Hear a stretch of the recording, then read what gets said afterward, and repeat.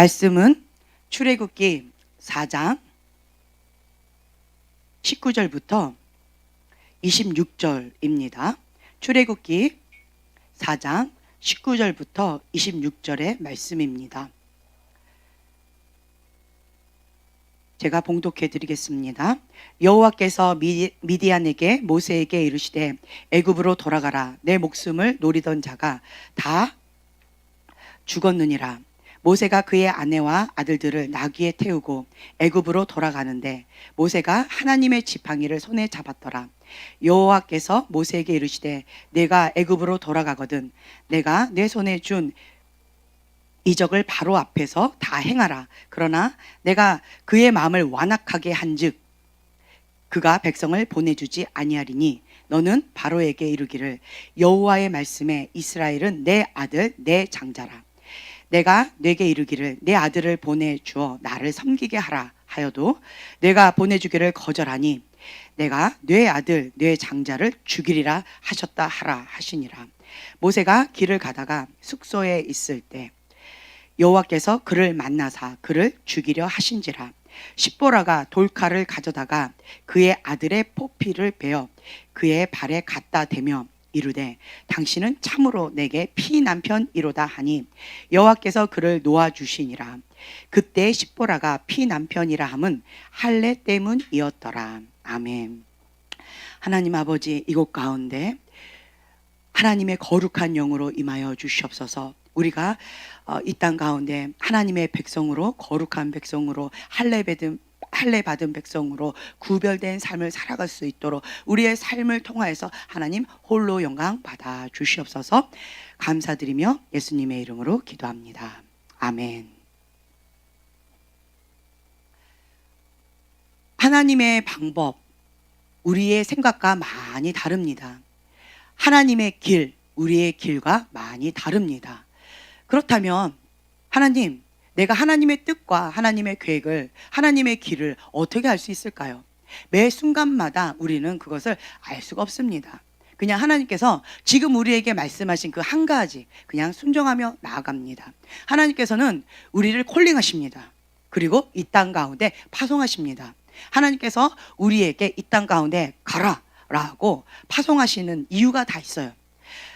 아무 이유 없이 이 땅 가운데 태어난 사람은 없습니다.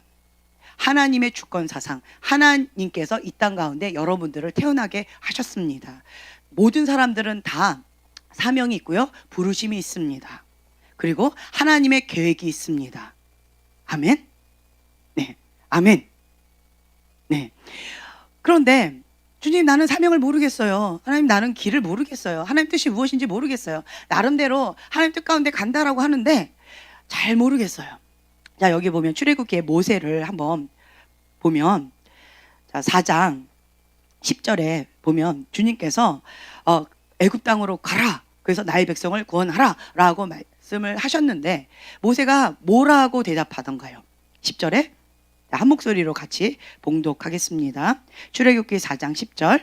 모세가 여호와께 아뢰되 오 주여, 나는 본래 말을 잘하지 못하는 자니이다. 주께서 주의 종에게 명령하신 후에도 역시 그러하니 나는 입이 뻣뻣하고 혀가 둔한 자니이다.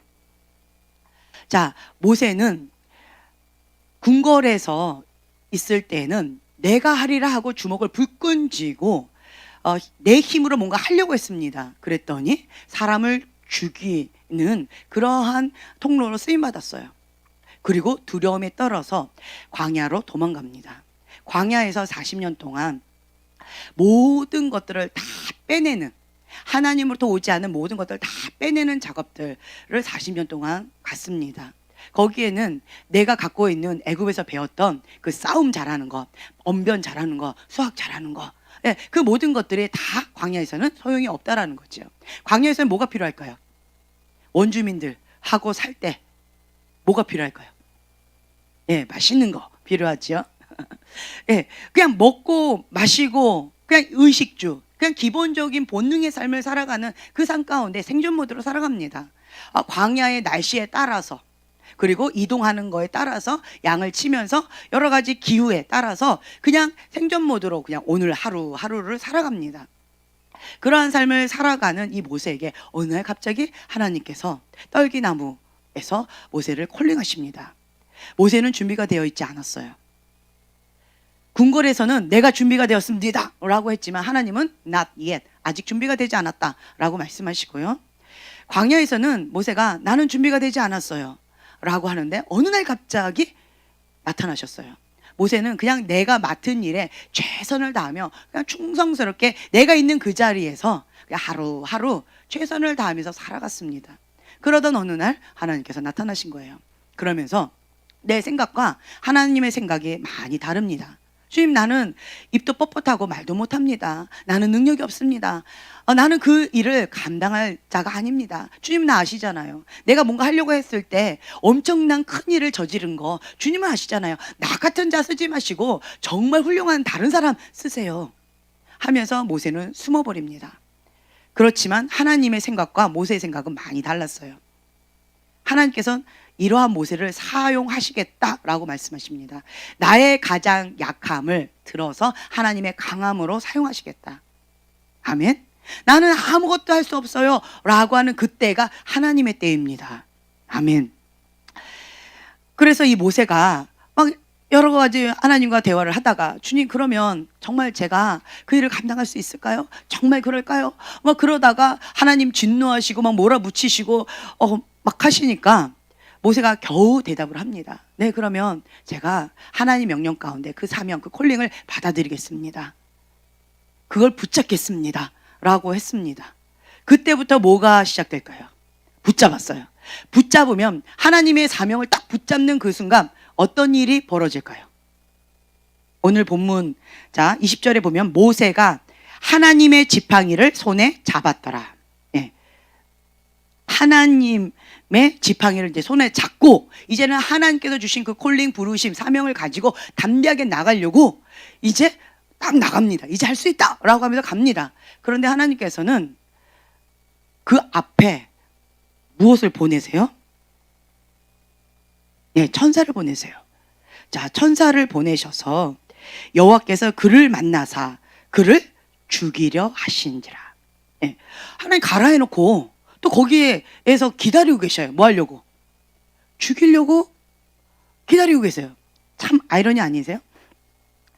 아니, 못하겠다고 하는 사람 겨우 막 하라고 막 그렇게 밀어붙일 때는 언제고, 이제 좀 하겠다고 하나님 앞에 하나님의 지팡이를 딱 잡고 이제 가려고 하는데 그 앞에 그냥 이놈 하고 혼내는 것도 아니고요. 죽이려고 기다리고 계신다는 거예요.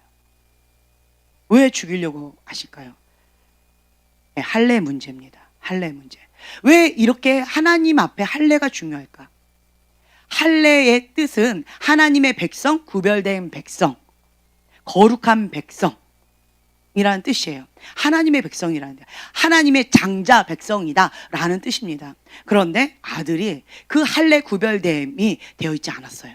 그러면 하나님께서는 너가 그 사명 감당하겠다 하지만 넌 준비가 아직 안 됐다. 할례, 거룩함, 선행되어져야 될 그 성결, 하나님의 거룩함, 이게 준비되지 않으면 그러면 너는 그 사명을 감당할 수가 없다라고 하는 거예요. 그래서 하나님의 그 거룩한 성소에 들어가려면 반드시 먼저 해야 될 게 무엇이냐? 거룩함입니다. 제사장이 지성소에 들어갈 때 본인이 죄를 짓고 그 지성소에 들어가죠. 그러면 이게 딸랑딸랑딸랑 이 옷의 끝에 방울을 단다 합니다. 그러면서 움직일 때마다 딸랑딸랑 딸랑딸랑 방울 소리가 납니다. 그런데 갑자기 소리가 나지 않아요. 그러면 밖에서 이스라엘 백성들이 그 줄을 잡아당깁니다. 왜 잡아당길까요? 왜 잡아당길까요? 모르겠어요. 왜 잡아당길까요? 모르겠어요. 네, 죽었으니까. 네, 맞아요. 하나님의 거룩한 지성소, 하나님 앞에는 반드시 거룩하게 먼저 자기를 먼저 준비를 해야 돼요. 거룩하게 자기를 준비하지 않고 그리고 그 지성소에 들어가면 즉사합니다. 그래서 그 딸랑딸랑 방울을 단 이유는 살아서 움직이면 딸랑딸랑 소리가 납니다. 근데 제사장이 하나님의 거룩함으로 구별되지 못하면 그러면 그 자리에서 죽어버린 거예요. 그래서 방울 소리가 나지 않아요. 그러면 그 사람을 이렇게 잡아당겨, 줄로 매달았던 그것을 잡아당겨 가지고 끌어냅니다. 그리고 이제 장사를 지내겠죠. 하나님께는 반드시 먼저 선행되어져야 될 것이 있다. 할례라는 거예요. 거룩함이라는 거예요. 자, 그 여호수아서, 자, 본문 여호수아, 자, 3장에 보면, 자, 이스라엘 백성과 함께 요단강을 건너기 전에 하나님께서 또 여호수아에게 명령하신 것이 있어요. 그것이 무엇이냐? 5절, 자, 한 목소리로 봉독하겠습니다. 여호수아 3장 5절입니다. 여호수아가 또 백성에게 이르되 너희는 자신을 성결하게 하라. 여호와께서 내일 너희 가운데에 기이한 일들을 행하시리라. 아멘. 네, 그냥 우리가 행할 건 뭐냐면 하나님께서 말씀하셨어요. 그래서 그 말씀에 순종하고, 그리고 내 자신을 그냥 거룩하게 준비하는 거예요. 성결하게 준비를 하는 거예요.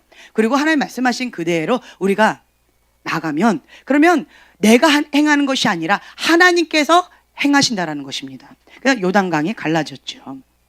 자, 그리고 여호수아서, 자, 5장에 보면 2절부터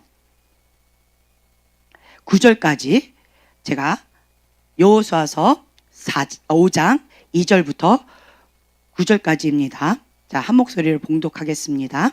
그때에 여호와께서 여호수아에게 이르시되 너는 부싯돌로 칼을 만들어 이스라엘 자손들에게 다시 할례를 행하라 하시매, 여호수아가 부싯돌로 칼을 만들어 할례 산에서 이스라엘 자손들에게 할례를 행하니라. 여호수아가 할례를 시행한 까닭은 이것이니 애굽에서 나온 모든 백성 중 남자 곧 모든 군사는 애굽에서 나온 후 광야 길에서 어떻게 됐다고요? 죽었는데 그 나온 백성은 다 할례를 받았으나 다만 애굽에서 나온 후 광야 길에서 태어난 자죠. 광야 길에서 난 자는 할례를 받지 못하였음이라. 이스라엘 자손들이 여호와의 음성을 청종하지 아니하므로 여호와께서 그들에게 대하여 맹세하사 그들의 조상들에게 맹세하여 우리에게 주리라고 하신 땅 곧 젖과 꿀이 흐르는 땅을 그들에게 보지 못하게 하리라 하시매, 애굽에서 나온 족속 곧 군사들이 다 멸절하기까지 40년 동안을 광야에서 헤매었더니 그들의 대를 잇게 하는 이 자손에게 여호수아가 할례를 행하였으니 길에서는 그들에게 할례를 행하지 못하였으므로 할례 없는 자가 되었음이었더라. 또 그 모든 백성에게 할례 행하기를 마침에 백성이 진중 각 처소에 머물며 낫기를 기다릴 때에 여호와께서 여호수아에게 이르시되 내가 오늘 애굽의 수치를 너희에게서 떠나가게 하였다 하셨으므로 그곳 이름을 오늘까지 길갈이라 하느니라. 아멘. 네, 여기서 보면은요, 약속의 땅, 젖과 꿀이 흐르는 그 약속의 땅 그 앞에 있어요. 이제 들어가기 직전입니다. 거기에서도 하나님께서 무엇을 행하라고 말씀하십니까? 예, 할례죠. 할례를 행하라 라고 말씀하십니다. 애굽에서 살 때 할례를 행했던 그 이스라엘 백성들은 광야에 40년 동안 다 죽었다 합니다. 그런데 광야에서 태어난 그 후손들은 계속 여행을 하다 보니까 할례를 할 여력이 안 되었던 거예요. 그때까지는 괜찮았어요. 그러니까 광야에서 헤맬 때는 할례 없는 짐승처럼, 할례 없는 사람처럼 그냥 떠돌아다니면서 그냥 사는 것이 그냥 허락되어졌습니다. 그런데 하나님의 약속의 땅, 그 부르심의 땅, 그 젖과 꿀이 흐르는 그 땅에 들어가려면 반드시 해야 될 것이 있어요. 그게 뭐예요? 할례라고 하는 것입니다. 하나님은 우리의 생각과 많이 달라요. 그냥 약속의 땅, 하나님께서 사명, 부르심 주셨으면, 하겠다고 했으면 그냥 하시면 되지. 왜 그렇게 굳이 할례, 그것을 그렇게 강조하실까? 할례는 하나님 앞에 구별된 자다, 거룩한 백성이다, 하나님의 백성이다, 하나님의 장자된 백성이다 라고 하는 게 표시예요. 그래서 이 이스라엘 백성들은 할례 없는 자들을 뭐라고 불렀냐라고 한다면, 저 할례 없는 짐승이 어디 감히 여호와의 이름을 망령되게 일컫느냐, 그 개 같은 자가, 할례 없는 그 개 같은 자가 어디 감히 여호와의 이름을 망령되게 일컫느냐, 나는 그것을 용납할 수 없다라고 하면서 다윗이 만군의 여호와의 이름으로 담대히 나아가서 그 골리앗을 쳐서 죽이는 사건이 있지요. 예, 할례 없는 짐승과 같은 자다라고 생각을 합니다. 할례는요, 굉장히 중요하게 여기는 것입니다. 하나님의 부르심, 사명, 그리고 하나님의 약속, 그 언약을 취하기 위해서는 반드시 선행되어져야 될 것이 무엇이다? 할례라고 하는 거예요. 그러면 지금 현재는 실제적인 할례냐, 아니면 마음의 할례냐, 여러 가지가 있겠지만, 그것을 떠나서 하나님의 거룩한 백성, 하나님의 구별된 자, 하나님의 사람이다라고 하는 그 마음의 할례, 하나님 한 분만을 사랑하고 온 마음과 온 뜻과 온 정을 다하여서, 온 정성을 다하여서 하나님 한 분만을 사랑하는 하나님의 백성이다라고 하는 그 의미가 할례라는 것이죠. 아멘. 그래서 하나님의 통치를 받는 하나님의 거룩한 백성이 할례를 의미합니다. 그래서 이 할례를 하기 전에는 그 누구도 어디에 들어갈 수 없다? 약속의 땅, 젖과 꿀이 흐르는 그 예비된 것을 취할 수가 없다라고 하는 거예요. 지금 우리가 하나님 앞에 열심히 특심으로 이렇게 나아갔는데, 세상에 이런 일이, 이게 무슨 일이에요? 갑자기 여러 가지 막 공포가 나오더니만 갑자기 또 이런 여러 가지들이 왜 있을까요? 이게 무슨 일이지요? 여러분들 많이 놀랬을 거라고 생각이 되어집니다. 저도 또한 이런 상황들 하나님 앞에 엎드려서 주 앞에 여쭤봤어요. 주님, 제가 이해가 안 됩니다. 저희가 나름대로 여기에, 자, 한번 여기 한 목소리 한번 읽어볼까요? 자, 시작. 구별된 삶을 살라, 거룩함을 지키라. 예, 아멘. 우리가 나름대로 그 사명, 우리 교회의 사명은 노아의 방주입니다. 이 마지막 때에 노아의 방주처럼 이 구원의 방주, 하나님의 사람들을 태울 수 있는 그 거룩한 방주를 만드는 것이 우리의 교회의 사명인데, 2008년도부터 지금까지 한 12년 정도 이거 하나만을 외치면서 이거 하나만을 준비해 왔습니다. 우리 교회의 사명입니다. 노아는 120년 동안 했는데 우리는 2개가 빠졌어요. 그렇죠? 그리고 12년이었어요. 나름대로 열심히 하면 우리가 120년 넘게 살면 그거 할 수 있을 텐데, 네.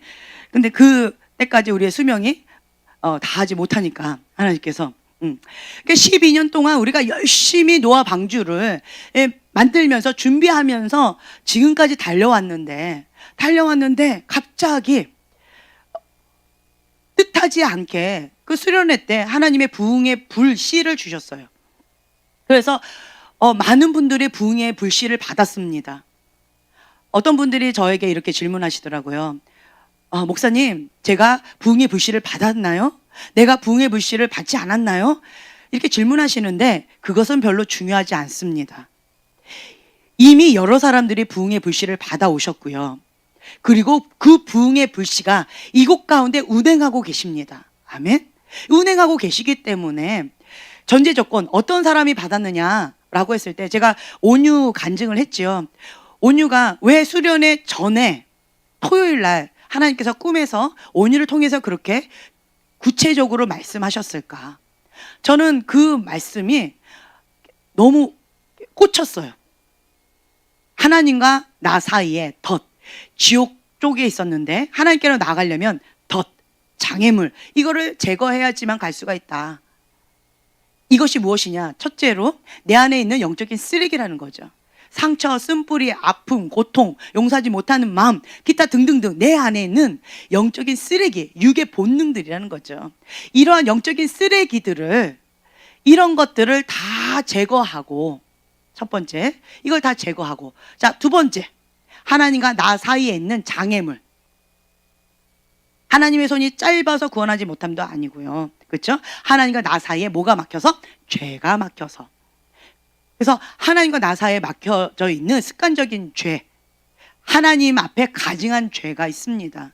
그것을 해결한 자는, 이 두 가지가 해결된 자는요, 부흥의 불씨를 받았습니다. 내가 받았는지 안 받았는지 모르겠어요 라고 한다면, 그렇다면 그냥 지금 현재 이곳에서 하나님 앞에 이 두 가지, 내 안에는 영적 쓰레기와 하나님과 나 사이에 있는 장애물을 계속 제거하면서 자기 관리를 계속 하세요. 계속 주님 앞에 합당한 노아의 방주, 거룩한 방주를 이곳 가운데 계속 빚으세요. 아직 기회는 끝나지 않았습니다.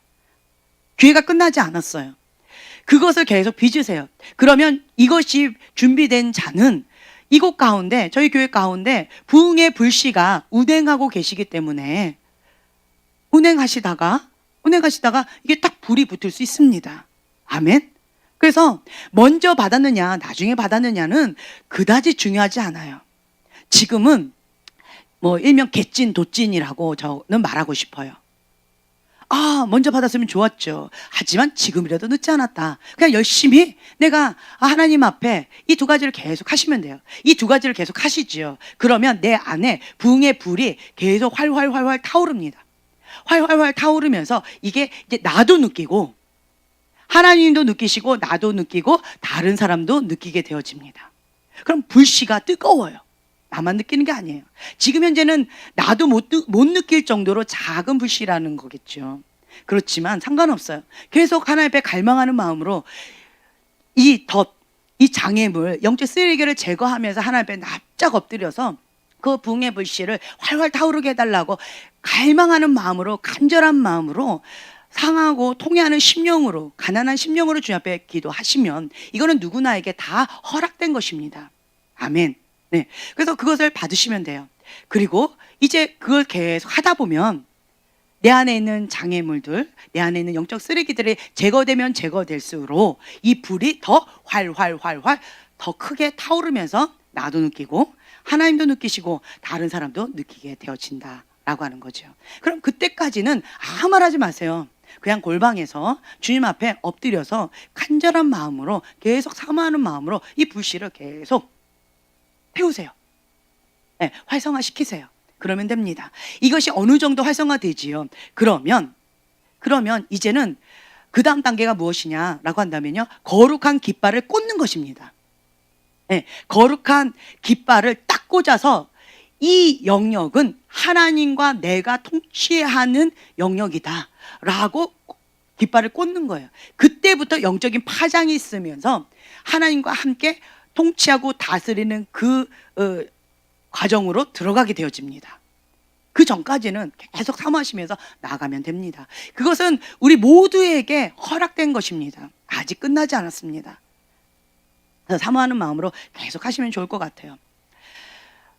하나님께서는 라인하르드 본케 목사님에게 말씀하신 것이 있어요. 박 목사님께서 예전에 그 영어 성경 공부를 할 때 어떤 본문을 이렇게 복사해 주셔서 그것을 가지고 성경 공부를 했던 시간이 있었는데, 그것이 내용이 어떤 거냐, 부르심과 관련된 거였어요. 사명과 관련된 거였어요. 제가 읽어드릴게요. 여러분, 만일 당신이 하나님의 부르심과 뜻에 순종하지 않을 거라면 걱정하지 마세요. 하나님은 순종할 다른 사람을 찾을 것입니다. 하나님의 뜻은 실패하지 않을 것입니다. 그 뜻에 불순종하기로 택하는 사람들이 고통을 받게 되는 것이지요. 하나님께서 다른 사람을 세워서라도 하나님의 계획은 반드시 이루어질 것입니다. 참 슬픈 내용이에요. 하나님의 계획은 변하지 않는답니다. 하나님의 부르심, 사명은 변하지 않는답니다. 하나님께서는 나를 통해서 이루기를 원하셨어요. 그런데 내가, 하나님, 나 그거 원하지 않아요. 하나님, 할래? 나 그거 못 받겠어요. 여기까지 왔는데 또 할래요? 그거 얼마나 아픈데요. 나는 그거 싫어요. 라고 한다면 이 이스라엘 백성, 다음 세대 여호수아와 함께 이 길갈에서 할례를 받지 않은 자는 그 누구도 젖과 꿀이 흐르는 이 언약된 땅으로 들어갈 수가 없습니다. 그런데 여기에서 하나님, 내가 여기까지 어떻게 왔는데 그 할례, 거룩한 백성이다, 하나님 앞에 인침받는 거, 그거 정말 중요한 건데 이 마지막 표징이에요. 할례라는 것은 하나님의 사람이다, 하나님의 백성이다, 거룩한 하나님의 사람이다, 하나님이 함께 하시는 자다 라고 하는 그냥 인침받는 거예요. 그 표징이라는 거죠. 그 표징을 받지 않은 자는 가나안 땅에 들어갈 수 없다. 그 언약된 하나님의 땅에 들어갈 수 없다라고 하는 것이죠. 이것이 참 쉽지가 않습니다. 할례, 내가 죽는 거예요. 피해 남편이다. 네, 부싯돌로 그것을 벗겨내서 죽는 거예요. 얼마나 고통스러운지 그것을 할례를 하면서는 진행을 할 수가 없다 합니다. 그래서 잠시 아물 때까지 할례를 받는 그 시간, 그리고 그 할례 받았을 때 그 고통, 자아의 죽음이죠.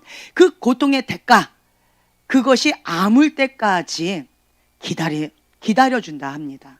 그래서 기다려서 그것이 다 아물게 되어지면 그때 다 함께 이제 행진에 나아간다 합니다. 우리 교회는 지금 현재 그런 시즌인 것 같아요. 지금까지는 할례를 받았냐 안 받았냐 별로 그렇게 중요하게 여기지 않으셨던 것 같아요. 네.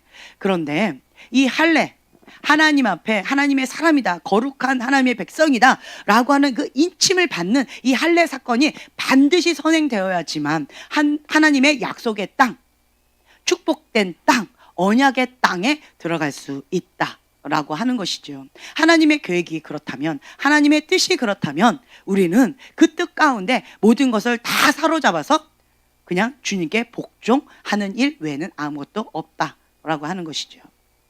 하나님은 먼저 하나님께서 행하시기 전에 선행되어져야 될 것이 너 자신을 성결하게 하라. 그리고 하나님께서 행하실 기이한 일을 보라. 이렇게 말씀하신다라고 하는 것이죠.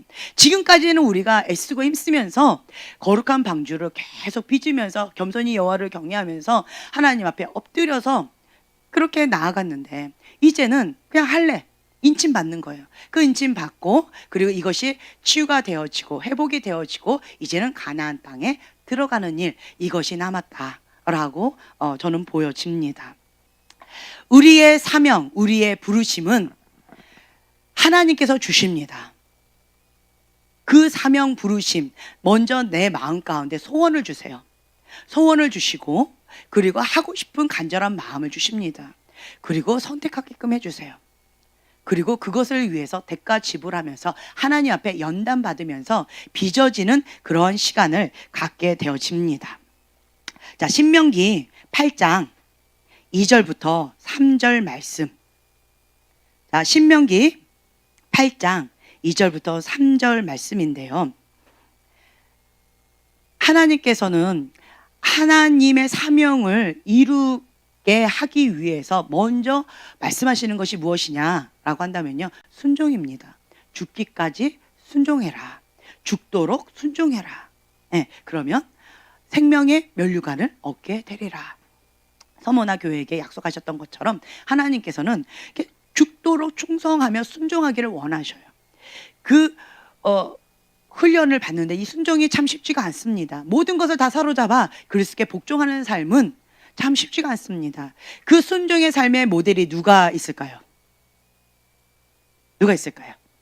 그렇죠, 예수님이시죠. 제가 히브리서 5장 8절부터 9절 말씀이에요. 히브리서 5장 8절부터 9절 말씀 제가 봉독해 드릴게요. 그가 아들이시면서도 받으신 고난으로 순종함을 배워서 온전하게 되셨은즉 자기에게 순종하는 모든 자에게 영원한 구원의 근원이 되시고. 아멘. 하나님의 아들이면서도 받으신 고난으로 순종함을 배우셨다고 하십니다. 고난을 통해서 순종함을 배우시는 그 예수님이 우리의 모델이십니다. 그렇다면 우리는 어떨까요? 우리의 인간의 본능은요, 웬만해서 순종하기가 어려워요. 육의 본능은요, 웬만해서 죽지 않습니다. 이 육의 본능은요, 정말 쉽지가 않습니다. 피 흘리기까지 싸워야 되고요, 날마다 죽노라 죽노라 죽노라 하면서 주님 앞에 정말 처절하게 통곡하고 회개하고 엎드리고 가슴을 찢으면서 기도해야지만 겨우 순종이 가능해집니다. 쉽지가 않아요. 그런데 주님께서도 이 고난을 통하여서 순종을 배우셨답니다. 이 잔을 내게서 걷어가 주시옵소서. 그러나 나의 원대로 하지 마옵시고 아버지의 뜻대로 이루어지이다. 주님께서 이렇게 말씀하시지요. 그것처럼 예수님도 정말 쉽지 않았다라고 하는 거죠. 그렇다면 하나님께서는 우리의 이 교만한 자, 이 육의 본능, 이러한 것들을 정말 빚으셔서 하나님 쓰시기에 합당한 그릇으로 만들기를 원하시는 거예요. 자, 신명기 8장 2절부터 3절 말씀인데요. 신명기 8장 2절부터 3절이에요. 이스라엘 백성들 광야에서 40년 동안 다 죽었대요. 그리고 광야에서 태어난 다음 세대들 할례를 해서 그 다음 사명을 이어갑니다. 안타깝지요. 자, 신명기 8장 2절부터 3절 이거 펼쳐 놓으시고요. 아까 여호수아 5장 6절 말씀, 이스라엘 자손이 여호와의 음성을 청종하지 아니하므로 여호와께서 그들에게 대하여 맹세하사 그들의 조상들에게 맹세하여 우리에게 주리라고 하신 땅, 곧 젖과 꿀이 흐르는 땅을 그들에게 보지 못하게 하리라 하심에 애굽에서 나온 족속 곧 군사들이 다 멸절하기까지 40년 동안을 광야에서 헤매었더라. 참 슬프지요. 무엇을 안 해서 광야에서 헤맸다고요? 여호와의 음성을 청종하지 아니함으로. 왜 여호와의 음성을 청종하지 않았을까요? 완고한 마음, 매일의 삶 속에서 하나님의 말씀을 순종하기를 거부하는 완고한 마음이죠. 완악한 마음. 그 완고한 마음에 플러스 악한 마음이에요. 알면서도 그것을 거부하는 악한 마음. 이 완악한 마음으로 인해서 하나님의 음성을 청종하지 아니함으로 그 약속의 땅에 들어가지 못했다라고 하는 거죠. 근데 하나님께서는 그것이 하나님의 뜻이 아니었습니다. 자, 신명기 8장 2절부터 3절 말씀 함께 봉독하겠습니다. 내 하나님 여호와께서 이 40년 동안에 내게 광야길을 걷게 하신 것을 기억하라. 이는 너를 낮추시며 너를 시험하사 내 마음이 어떠한지 그 명령을 지키는지. 그 명령을 지킨다는 건 무슨 뜻이에요? 순종하는지 지키지 않는지. 그 명령을 지키지 않는다는 건 무슨 뜻이에요? 불순종하는지. 그렇죠? 순종하는지 불순종하는지 알려 하심이라. 누가요? 하나님께서. 하나님의 명령을 이스라엘 백성이 순종하는지 순종하지 않는지 불순종하는지 알려고 이것을 허락하셨다. 네, 나를 낮추시고 나를 시험하사 내 마음이 어떠한지 그 명령을 순종하는지 불순종하는지 알려 하심이라. 너를 낮추시며 너를 줄이게 하시며 또 너도 알지 못하며 내 조상들도 알지 못하던 만나를 내게 먹이신 것은 사람이 떡으로만 사는 것이 아니요 여호와의 입에서 나오는 모든 말씀으로 사는 줄을 내가 알게 하려 하심이니라. 아멘. 네, 하나님께서는 이것을 위하여 광야에 그 시험을 허락하셨다. 그 광야에서 하나님께서 원하셨던 것은 나를 낮추기를 원하시는 거예요. 그 말은요, 내 높아진 마음, 주님을 의지하지 않는 이 완악한 마음, 하나님 말씀을 순종하기를 거부하는 이 완고한 마음, 이 마음을 깨트리기를 원하신다는 거죠. 그래서 죽기까지 순종하기를 원하는 그 마음, 주님께서 우리에게 주시기를 원하신다. 그리고요, 나를 낮추시는 거예요. 높아진 마음. 하나님의 사람이 단번에 하나님을 떠난 사건이 있어요. 가인의 사건이죠. 그리고 아담과 하와의 사건이에요. 그게 뭐예요? 하나님 앞에 대적하는 거죠. 교만죄입니다. 교만죄는 단번에 하나님과 나 사이에 단절되는 그런 죄예요. 우리는 교만죄에 대해서 그냥 가볍게 생각합니다. 교만할 수도 있지. 사람이 교만하지 않고 어떻게 살아? 그걸 갖고 뭐라 그러면 나보고 어떡하라고. 이것이 우리의 본능의 목소리입니다. 그런데 하나님은 가장 크게 생각하시는 것이 무엇이냐? 첫 번째로 교만죄였어요. 교만죄. 두 번째로요, 사랑 없음 죄였어요. 교만한 자는 하나님께서 직접 대적하신다고 하십니다. 하나님과 단번에 갈리는 죄가 교만죄라는 거예요. 그래서 이 교만죄를 우습게 여기시면 안 됩니다. 이 교만죄를 하나님께서 박살내기 원하신 거예요. 낮추시는 거예요. 나 자신을 정말 가난한 심령으로 주님 앞에 엎드리게 하시는 거예요. 저희 교회에 오시는 분들 처음에는 마음이 가난합니다. 잘 먹고 잘 살고 부유하게 사는 분들 처음에 저희 교회 오시지요. 그러면 돈 자랑을 하십니다. 그리고 뭔가 막 자기 뜻을 막 하시면서 마음 높이 하시면서 뭔가 이렇게 하시려고 하는 것들이 있어요. 마음이 굉장히 높으세요. 그런데요, 반대로 잘 나가던 분들이 완전히 복상망했어요.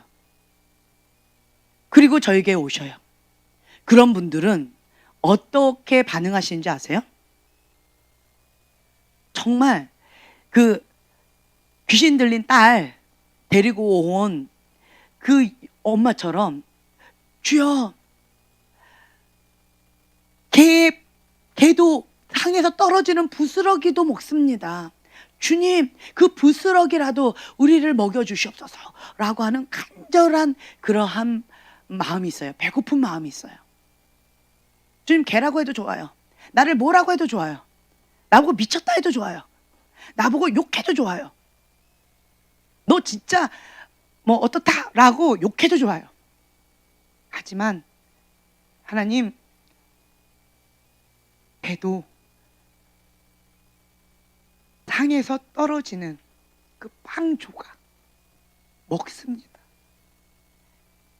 우리에게, 우리 개 같은 존재에게 그 빵 부스러기라도 은혜를 주시옵소서. 그 간절한 그런 가난한 심령이 있어요. 그러면 그 가난한 심령 가운데 주님께서 너희나 내 믿음이 크도다. 내 믿음이 너를 구원하였도다. 주님께서 이렇게 말씀하신다는 거죠. 그래서 하나님 앞에 제가 여쭤봤어요. 주님, 우리가 순회 사역할 때하고 목회할 때하고 참 많이 다르네요. 순회 사역할 때는 내 속사람이 깎이지 않았는데 목회를 하다 보니까 내 속사람이 깎이네요. 이게 뭘까요? 철이 철을 날카롭게 한다라고 하는 거죠. 목자의 마음, 하나님 아버지의 마음을 저에게 가르쳐 주시더라고요. 그 아버지의 마음, 부모의 마음을 저에게 가르쳐 주셔요. 자녀에게 아무리 잔소리 해보세요. 말을 듣나? 정말 말 안 들어요. 말 안 들어요. 자기 고집대로 합니다. 꼭 그거 하지 말라고 하면 이 한여름에 그 겨울 파카를 입고 나가겠대요. 자기는 춥다고.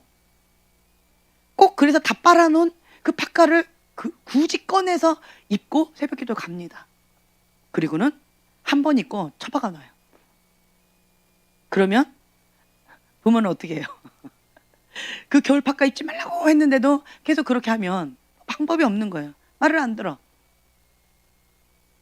막 덥다 그러고, 이 소뚜껑이 뜨겁다, 뜨거우니까 만지지 말아라 라고 아무리 얘기해도 이 아이가 나는 만져야 되겠어. 이 소뚜껑이 왜 뜨거운데 나는 이 뜨거운 뚜껑 만져도 괜찮은 거야. 나는 내가 느껴보고 싶어요 라고 하면서 꼭 하지 말라는 것만 하는 자녀들도 있어요. 그러면 부모는 어떻게 하나요? 어떻게 해요? 그렇죠. 그냥 만지라고 합니다. 그러면 그 아이가 뜨거운 소뚜껑을 딱 손을 대는 순간 어떻게 해요? 예, 화들짝 놀라면서 굉장히 놀라죠. 그리고 엉엉 웁니다. 너무 뜨겁다고. 근데 그렇게 고집을 부리는 사람은 방법이 없어요. 예, 방법이 없어요.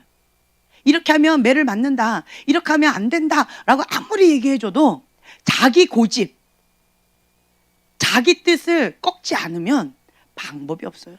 그러면 그냥 허락해 주는 거예요. 그건 고통이다, 고난이다, 굳이 그렇게 고생하지 말아라 라고 아무리 부모가 얘기해줘도 그것을 굳이 고집한다고 한다면 방법이 없어요. 그래, 네가 스스로 깨달아서 네가 그렇게 해봐라 라고 허락해 준다는 거죠. 이것이 부모의 마음이다 라고 하는 것과 그리고 또 가난한 심령이 있는 자, 왜 겸손한 자에게는 은혜가 있고 교만한 자는 하나님께서 대적하시는가, 그것을 목회하면서 많이 깨닫게 되어집니다. 마음이 높은 자들은요, 은혜가 안 들어가요. 어떤 사람은 은혜를 많이 받아요. 어떤 사람은 은혜를 못 받아요. 그 차이가 뭘까요? 방금 말씀드렸어요. 그 차이가 뭘까요? 마음이 겸손한 자, 마음이 교만한 자, 그 차이예요. 다른 게 없더라고요. 정말 가난한 심령으로, 상하고 통회하는 심령으로 주님 앞에 엎드리면 정말 은혜가 크더라고요. 근데 교만한 마음으로, 높은 마음으로 딱 오면, 자기 아집, 완고한 마음, 완악한 마음을 가지고 오면 은혜가 안 들어가더라고요. 그거는 본인의 선택이다. 우리 온유에게 하나님께서 말씀하셨죠. 너가 선택해라. 너가 내일 주일날 사역을 받을 수도 있다. 근데 사역을 받게 되어지면 너가 그 덫에서 벗어날 수 있게 되어지고 나에게로 올 수 있다. 이것이 나의 방법이다. 그러나 너가 사단의 덫을 선택하면, 사역을 받지 않고 사단의 덫을 선택하면, 그러면 너는 나에게로 올 수가 없다. 그냥 주님의 진리는 심플했어요. 그때 온유가 이렇게 얘기했죠. 주님, 나는 마음이 착하고 예쁜데 왜 내가 하나님 앞에 못 가요? 나는 하나님 보고 싶으면 언제든지 볼 수 있는데 왜 못해요? 주님은 그렇게 말씀하셨어요. 덫이 있으면, 장애물이 있으면, 너 안에 영적인 쓰레기가 있으면, 너와 나 사이에 죄가 있으면 너는 나에게로 올 수가 없다. 너는 나를 볼 수가 없다. 이것을 제거해야지만 나에게로 올 수 있고 나를 볼 수가 있다. 이것을 다뤄라. 주님께서는 근본적인 것을 말씀하셨어요.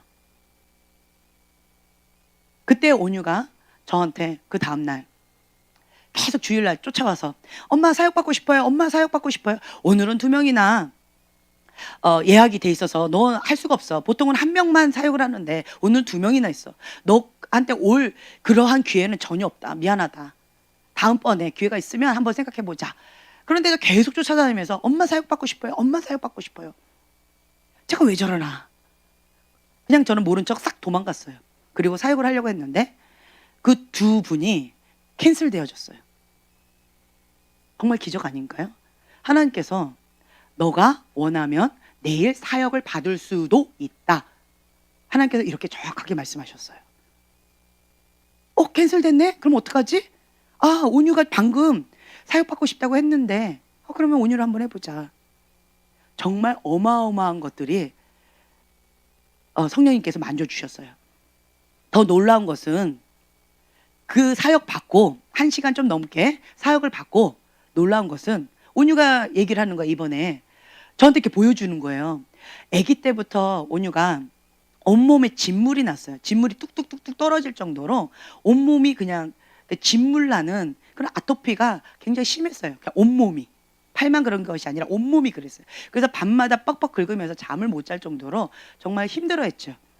그래서 음식 조절도 해보고 이거 좋다고 하면 이것도 먹어보고 저거 좋다면 저것도 먹어보고 뭐 이렇게 해봤지만 그때뿐이었고 안 없어지는 거예요. 근데 영적으로 이 아토피 그리고 폐질환, 이 기관지 질환은요, 폐질환, 기관지 질환, 아토피 이런 거는요 영적으로는 권위에 대한 상처예요. 권위에 대한 상처. 그래서 제가 온유를 보면서 이거는 권위에 대한 영적인 상처인 것 같다. 아무리 해도 잘 안 되는데 이거는 그럴 것 같다. 이렇게 생각하고 넘어가고 그냥 있었는데 얼마 전에 저한테 이렇게 보여주는 거예요. 할머니 집에 갔다 와서. 엄마! 저한테 자랑을 하죠. 매일 라면을 먹었는데 아토피가 완전히 사라졌어요. 라면을 한 번이라도 먹으면 온몸이 진물이 날 정도로 그 아토피가 심해져가지고 밤새도록 긁어요. 한 번이라도 먹으면. 그런데 거기 가서 매일 먹었대요. 그걸 나한테 자랑해가지고 들켰죠. 예. 그러면서 저한테 이렇게 보여줬는데 저 할머니 집에서 좋은 음식 먹어서 그러나 했더니 아니었어요. 사역받고 그 자기 안에 있던 권위자에 대한 상처, 아픔, 분노, 미움, 증오, 뼈아픈 그 깊은 고통, 그것을 하나님 앞에 치유받고 회복하고 그 더러운 영, 악한 영, 그런 것들을 다 대적하고 쫓아내니까 이 속사람을 치유받으니까 이 육도 치유가 되어졌다라고 하는 거예요. 할렐루야. 너무 감사하지 않나요? 영과 혼과 육은 연결되어 있습니다. 그래서 제가 이제 온유를 통해서 하나님께서 주신 메시지를 붙잡고 지금 나아가고 있는데, 하나님의 진리는 심플하다라는 거예요. 이 부흥의 불, 그리고 나의 사명, 나의 부르심, 그것을 내가 붙잡고 나아가기를 원한다. 하나님, 나에게 주신 이 사명, 이 부르심, 이 촛대를 옮기지 말아주세요.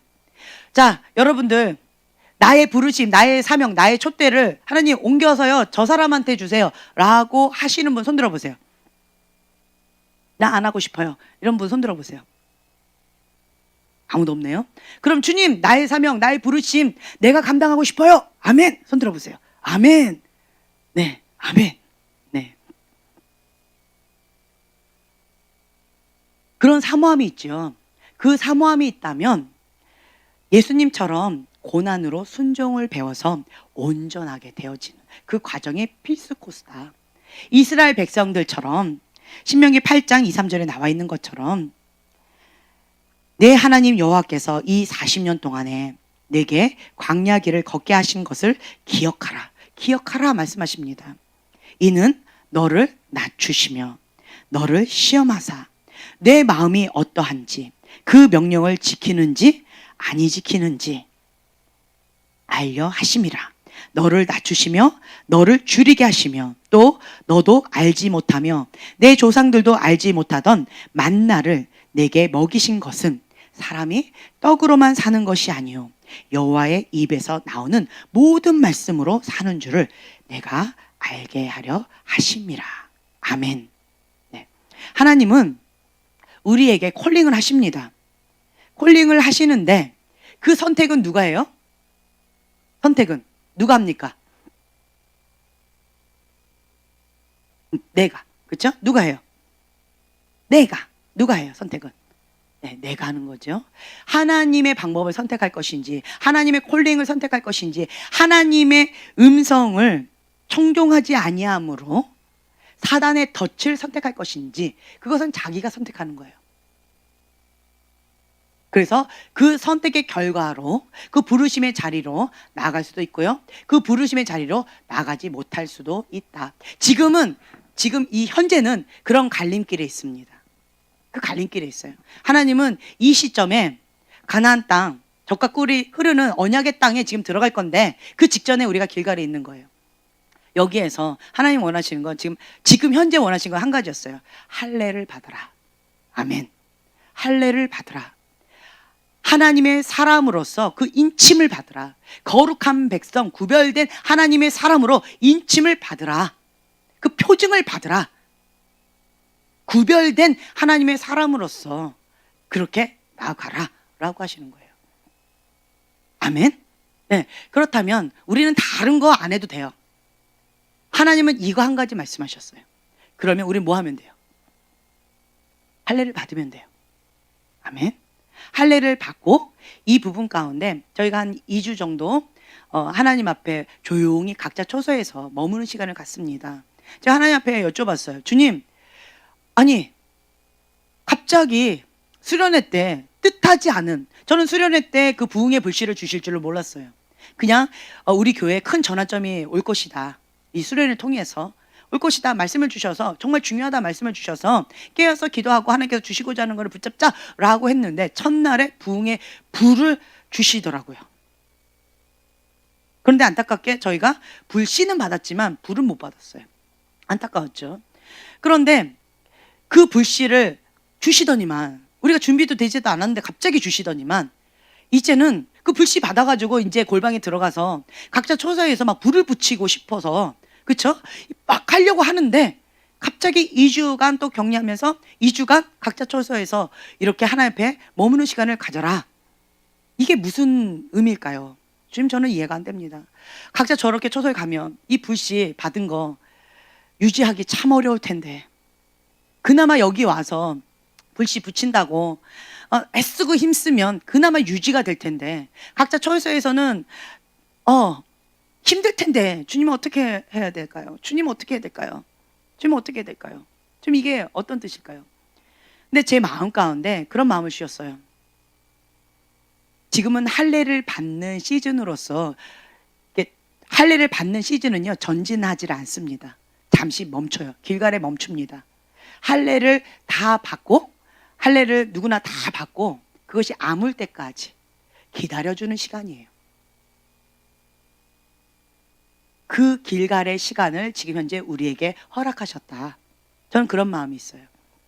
그래서 이 2주 정도 하나님께서 여러분 각자에게 각자 처소에서 할례를 받는 시간을 가지세요. 할례를 받는 시간을 가지시고, 그리고 하나님 앞에 너 자신을 성결하게 하라. 그리고 내일 하나님께서 기이한 일을 행하시리라. 너는 그것을 보게 될 것이다. 라고 하는 그 약속의 말씀을 붙잡으세요.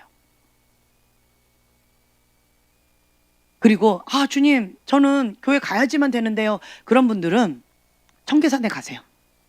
청계산에 가서 마음껏 부르짖으세요.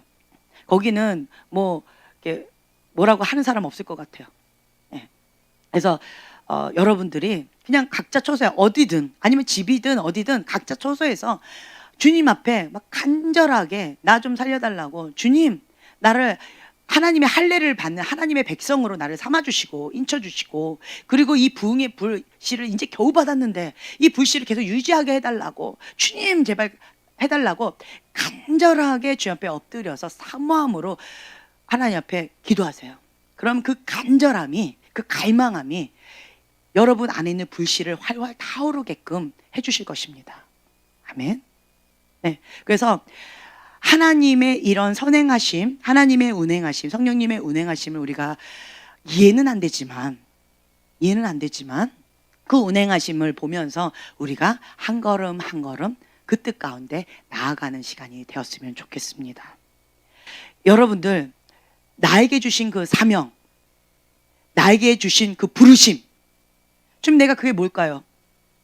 이게 뭔지 모르겠어요 라고 하시는 분은 지금 이 시간 그걸 알게 해달라고 기도하시고, 그리고 나는 이 사명 부르심 아는데 주님 내가 할례를 받지 못해서, 내가 불씨를 받지 못해서, 내 안에 있는 영적인 쓰레기, 하나님과 나 사이의 장애물, 이거가 해결되지 않아서 좀 그것을 감당하지 못하고 있습니다. 나를 불쌍히 여겨주시옵소서. 다윗의 자손 예수여, 내가 눈이 있어도 보지 못하고 내가 귀가 있어도 주님의 음성을 듣지 못합니다. 내 마음이 완악하여 주님의 음성을 청종하지 못하고 순종하지 못하고 있습니다. 주님 나를 불쌍히 여기소서. 다윗의 자손 예수여 라고 하면서 긍휼을 베풀어 달라고 여러분 간절하게 기도하셨으면 좋겠어요.